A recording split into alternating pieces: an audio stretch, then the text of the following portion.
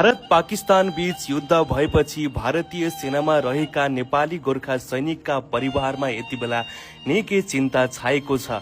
सामाजिक सञ्जालमा गोर्खा सैनिकका परिवारले पोखेका पीडाहरू निकै मर्मस्पर्शी छन्। गोर्खा सैनिकका एकजना आर्मीको आफ्नै श्रीमतीलाई पठाएको यो भावुक मेसेज, जसमा उनले भनेका छन्, भोलि 5 बजे फ्लाइट छ जेट प्लेनमा, पर्सि हाम्रो ट्रेन छ, फर्कियो भने कल गर्छु, मेरो कल आएन भने सोच म यो संसारमा छैन भनेर।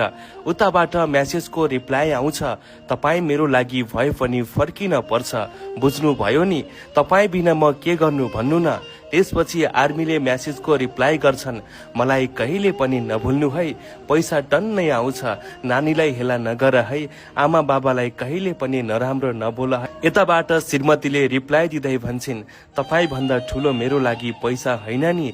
त्यसपछि उनी भन्छन्, जब नै यस्तो छ के गरौं, आफ्नो परिवार भन्दा पनि पहिला देशको लागि सोच्न पर्ने रहेछ। वास्तवमै यो मेसेजले अहिले धेरै नेपालीहरूको मन भावुक बनाइरहेको छ।